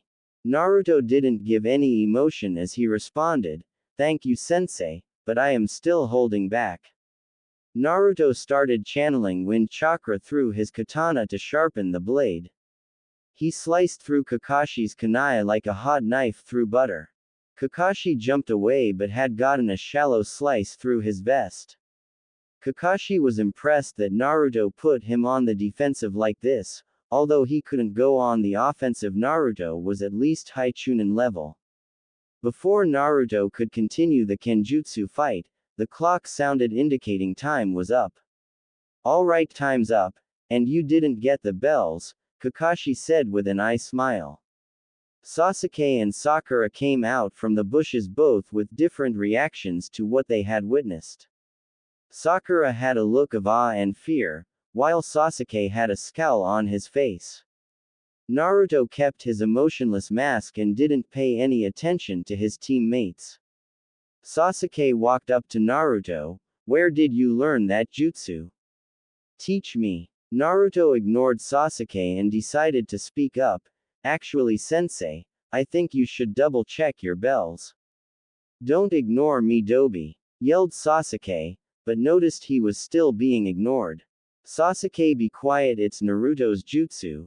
If he doesn't want to give it to you, he doesn't have to, snapped Kakashi. Kakashi then followed Naruto's advice. He noticed that the bells were gone. He was shocked to say the least. When did he get the bells? Thought Kakashi. Naruto then held up the bells he had taken from Kakashi. Good job, Naruto. You have an extra bell. Who are you going to give it to? Naruto turned around to look at Sasuke and Sakura and remembered something Kurama had taught him. Look underneath the underneath. He threw them both bells before speaking. They can have both of them because they are my comrades, and it wouldn't be a full team without them, would it, Kakashi-sensei? Naruto lied because he had figured out the real purpose of the test, but hated the idea of working with them. You all pass, proclaimed Kakashi with an eye smile. Looks like he figured out the true meaning of the test, thought Kakashi. That's right, Naruto, the true meaning of the test was for you guys to use teamwork to get the bells from me, but because Naruto gave them to you, he showed that he was a team player. Remember, those who disobey orders are trash, but those who abandon their friends are worse than trash. Sakura only sighed in relief that she would get to stay in her Sasuke-kun's team. Sasuke was angry because he had to accept pity from the Dobi. Another part of him was relieved that he was finally a genin and was one step closer to his goal. Kakashi dismissed his genin with orders to report here for their first mission, then left in a poof of smoke. Sasuke left with the intention of training, while Sakura followed him like a lost puppy asking for a date. Naruto went back to his estate in a swirl of wind. With Naruto was in his personal training ground working on completing his training in mastering the Rasengan. Normally, mastering the Rasengan would take months to master, but he also had the aid of 200 shadow clones doing the same training. He estimated that he would master it by later tonight. When Naruto had gotten home, he had been given a report on the status of completing the research for the Hiraishin and the Edo Tensei. His clones estimated that the work would be finished in 5 months. So far, his clones had discovered that both jutsus were a type of summoning. The Hiraishin use the seal formula on the Hiraishin kunai as a summoning point where the user only needs to use a small amount of chakra to reverse summon themselves to the kunai. The Edo Tensei was a more complex jutsu. It summoned souls from the afterlife and placed them in a new body. The user would have to make a sacrifice, a live person, for the body to be used, a vessel for the soul. These bodies would be indestructible and regenerate themselves. The only way to stop the bodies would be by sealing them. A problem with the jutsu was the control over the soul the user would have. In order to control the soul, the user would have to be stronger than the summoned, or the soul could turn against the summoner. He didn't have to worry though. Using his DNA that contained both the Sharingan and Mokudan genes, he could easily control and summon souls. All Naruto needed now was to start grave robbing. He would have to be careful though. Either way, both jutsu once complete would be a very powerful addition to his arsenal. He left the compound to get dinner and left his clones to their assignments. He walked toward Ichiraku Ramen, ignoring the usual glares. He stepped inside the stand and couldn't help but smile. He loved coming to the small ramen stand because it was the only place he could go as a kid and not get kicked out. He hoped when he destroyed Konoha they didn't die with the rest of the damn village. "Welcome to Ichiraku Ramen, can I take your order?" asked a young teen waitress named Ayame. "I'll have the usual Ayame Nichan," Naruto said with a smile. Ayame realized who was over the counter when she turned around. "Oh, Naruto-kun, it's good to see you. Where have you been?" Naruto realized that it had been 8 months since he had been here, occupied with his training and planning his revenge. "You know me, Ayame Nichan, training to get stronger," Naruto responded with a sincere smile. Ayame went in the back to make his ramen and came back 5 minutes later. Naruto ate his ramen, enjoying the taste and remembering the old times he had in the little stand. After 20 bowls of ramen he paid and thanked Ayame for the dinner. When he got home he went to bed wondering what the next day would bring. 2 months later. If Naruto didn't hate Konoha before, he sure as hell hated it now. The past 2 months had been hell for Naruto and his squad. They would always do D-rank missions and Naruto hated doing the menial tasks to improve teamwork, as Kakashi would say, except he never helped do the mission, only giggling perversely at his book. Currently they had just returned from capturing the fire daimyo wife's cat Tora, and it had taken all of Naruto's willpower not to destroy the cat's mind with his Sharingan. "Oh, my little Tora-chan, are you alright? Mommy missed you." The fire daimyo's wife was currently crushing the cat between her cleavage. It gave Naruto a sense of pleasure watching it suffer. The Sandaime Hokage was looking through D-rank missions. "Since your squad finished another D rank, now you have choice. You can walk some dogs, babysit, or no, Tora-chan come back," yelled the daimyo wife as Tora escaped again. "Or you can capture Tora again," finished Sarutobi. Naruto started letting out an unholy amount of killing intent and everyone in the room was sweating and looking nervous. "No, if I have to chase that damn cat one more time I'm going to give it back in ashes," yelled Naruto in anger. Kakashi decided to play peacemaker. "Hokage-sama, I think Team 7 is ready for AC rank mission." "Yes, I think that Team 7 is more than ready for AC rank," agreed the Sandaime. "Tazuna-san, please enter," said the Sandaime. Team 7 turned to see a man who looked to be in his 50s holding a sake bottle and drunk. "This is what I get for my money, a couple of brats and their sensei. You promised me Ninja Hokage-sama," slurred Tazuna. "I can assure you, Tazuna-san, these genin are more than capable of protecting you." Sarutobi turned to address Team 7. Team 7, your mission is to escort Tazuna-san to his home in Nami no Kuni, Land of Waves, and protect him until he completes his bridge. Team 7 nodded in agreement and Kakashi told them to meet at the gate in 2 hours. 2 hours later, Naruto hid in the shadows watching the gate and waiting for his team and Kakashi. He watched as Tazuna fidgeted nervously. He checked his equipment one more time. He checked his 4 separate ceiling tattoos. The storage seals held his Razorberdo, Hellraiser blade, kunai, shuriken, and the final seal was a summoning tattoo for the foxes.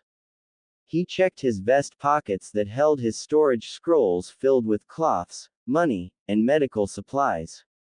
He looked down the street and saw Sasuke was approaching the gate with Sakura in tow. Kakashi showed up 5 minutes later. "Okay, is everyone packed and ready to go?" asked Kakashi with an eye smile. He saw that Sakura and Sasuke had backpacks while Naruto wasn't wearing anything but his regular cloths. "Naruto, where are your things?" asked Kakashi. Naruto looked at Kakashi with an emotionless face and pulled out 2 scrolls from his pocket. "In here, sensei," pointing at the two scrolls. Kakashi only nodded his head, but Sasuke and Sakura had on faces of confusion. Naruto sighed as he saw their faces. You know, people call you the best of the academy, but you're a bunch of idiots. These are storage scrolls. They are a work of fuinjutsu that allow me to store things inside seals, explained Naruto. Sasuke and Sakura glared at Naruto for calling them idiots, although Kakashi seemed to agree with him, knowing that the top of the academy should at least know what storage scrolls were. After the tension dropped, Kakashi led everyone through the gate and they made their way toward Nami no Kuni. Halfway to Nami no Kuni, as Team 7 walked through the forest to Nami no Kuni, they passed a single puddle in the middle of the road. Naruto and Kakashi noticed that that wasn't a normal puddle, while everyone else was oblivious to it. As they walked past, Kakashi slowed down to the back of the group. Suddenly, two shinobi with water-breathing masks and a chained gauntlet emerged from the puddle and wrapped their chain around Kakashi, ripping him to pieces. "One down," said the first shinobi. "Three to go," said the second. "Kakashi-sensei," yelled Sakura in shock, while Sasuke and Naruto sprang into action and ran toward the mysterious ninja. Naruto summoned his katana and channeled wind chakra, making the blade sharper, and sliced at the attacker's head. Unfortunately, his opponent tried to block the attack with his gauntlet and failed to notice the wind chakra covering the blade. The blade cut through the shinobi's gauntlet, severing his hand. He screamed in pain as his hand leaked blood. "Maizu!" yelled other shinobi. The shinobi now identified as Maizu continued to scream in pain before he was silenced when Naruto beheaded him with a look of glee on his face. The older brother named Gozu looked in disbelief as his brother was killed in front of his eyes. He had forgotten all about Sasuke. In turn, Sasuke used his distraction and wrapped him in ninja wire to incapacitate him. Kakashi jumped down from the tree and saw a beheaded Maizu, a gleeful Naruto, a smirking Sasuke, a tied-up Gozu, and a terrified Sakura and Tazuna. Kakashi looked at his team. "Good job, team. Naruto, you didn't have to kill him." Naruto lost his smile and shrugged. "We're shinobi, our job is to kill." Kakashi walked up to a crying Gozu and talked in a serious voice. "Why did you attack us?" Gozu looked up with tears of rage in his eyes. You bastards killed my brother. I'll never tell you anything." "Sensei, I may be able to get him to talk, if I could get a few moments alone with him," suggested Naruto. Kakashi thought it was a bad idea since Naruto might kill him, but he would be a couple feet behind him in order to stop him in time. "Fine, Naruto, but what are you going to do?" asked Kakashi. Naruto smirked. "Don't worry, Sensei, by the end he'll be singing like a canary." Naruto dragged Gozu into the bushes and activated his Mangekyo Sharingan. Naruto muttered a single word, "Tsukuyomi." Tsukuyomi world. Gozu found himself in a red and black world tied to a cross. He was in so much pain, all of his body felt on fire. Naruto appeared in front of him holding his katana with a maniacal smile on his face. "Welcome to my Tsukuyomi, a world where I am Kami. Here I can control space and time. We could spend weeks in here, but only seconds would pass in the real world. Now tell me, why did you attack us?" "I'm not tell you anything," yelled Gozu in anger. Naruto only smirked as he got closer and stabbed him in the heart. He thought he died only to come back again in the same situation. Now if you don't answer my question, I'll be forced to keep torturing you until you do," said Naruto. Gozu refused again and Naruto kept torturing and killing Gozu, only for him to come back to the nightmare that was Tsukuyomi. For Gozu it seemed like hours of intense pain and death, only to be resurrected. He finally cracked and told Naruto all about his orders from Momochi Zabuza and his employer Gato, the shipping magnate and CEO of the Gato Corporation. He even informed Naruto about how Gato was squeezing the life out of Nami no Kuni and using bandits to terrorize the country. He told him how Gato hired Zabuza to kill the bridge builder so he couldn't finish the bridge. He finished by telling him that Zabuza and his apprentice Haku would probably got after them next now that he and his brother had failed. Naruto nodded and released him from the Tsukuyomi, appearing back in the forest. Real world. Team 7 and Tazuna watched as Naruto looked at Gozu in the eyes, and Gozu immediately screamed in terror and pain before falling unconscious.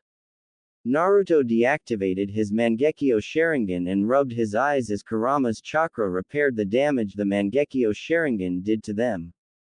He couldn't believe the power of the Mangekyo Sharingan. He could still remember the day Kurama had activated it. Flashback. Naruto lay in bed as he slept off a day of training. He slept soundly before he screamed in pain as he felt his eyes were on fire. Kurama, what the hell has happened? Asked Naruto as the pain in his eyes subsided. Don't worry kid, I was only upgrading your eyes to the next level, responded Kurama. The next level? But didn't you say the Mangekyo Sharingan would cause me to go blind the more I use it unless I have a sibling with the same power to take their eyes? Yes, I remember saying that until I realized that whatever damage the Mangekyo Sharingan does to your eyes, I can heal with my chakra, responded Kurama with self-pride. Naruto was impressed. He also had not thought Kurama could do that. He got up from bed and went to the mirror to look at his new eyes. He saw they were shaped like a combination of a 4-point shuriken and a 5-point star. He couldn't wait to start training to discover the new powers the Mangekyo Sharingan would give him.